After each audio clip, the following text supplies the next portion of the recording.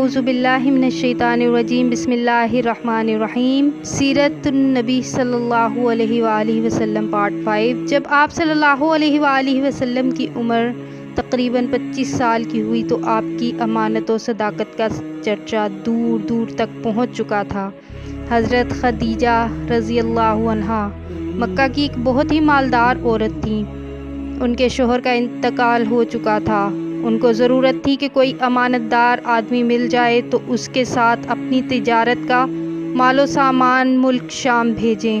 چنانچہ ان کی نظر انتخاب نے اس کام کے لیے حضور صلی اللہ علیہ وآلہ وسلم کو منتخب کیا اور کہلا بھیجا کہ آپ میرا مال تجارت لے کر ملک شام جائیں۔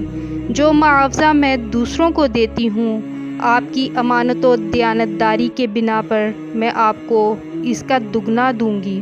حضور صلی اللہ علیہ وآلہ وسلم نے ان کی درخواست منظور کر لی اور تجارت کا مال و سامان لے کر ملک شام کو روانہ ہو گئے۔ اس سفر میں حضرت خدیجہ رضی اللہ عنہا نے اپنے ایک معتمد غلام میسرہ کو بھی آپ کے ساتھ روانہ کر دیا تاکہ وہ آپ کی خدمت کرتا رہے۔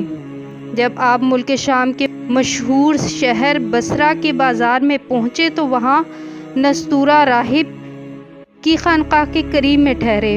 نستورہ میسرہ کو بہت پہلے سے جانتا تھا۔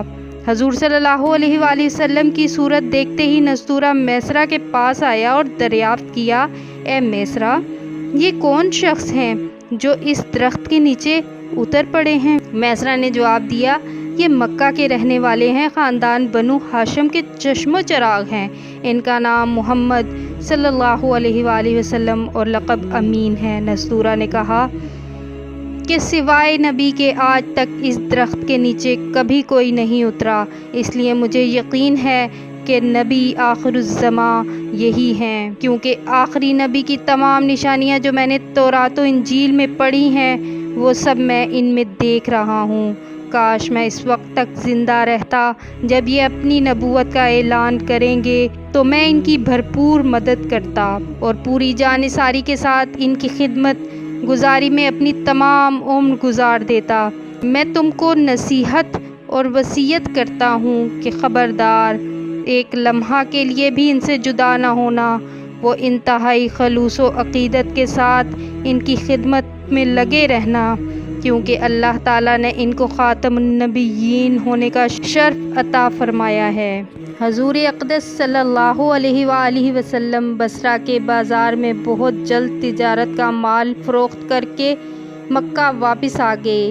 واپسی میں جب آپ کا قافلہ شہر مکہ میں داخل ہونے لگا تو حضرت بی بی خدیجہ رضی اللہ عنہا ایک بالا خانے پر بیٹھی ہوئی قافلہ کی آمد کا منظر دیکھ رہی تھیں۔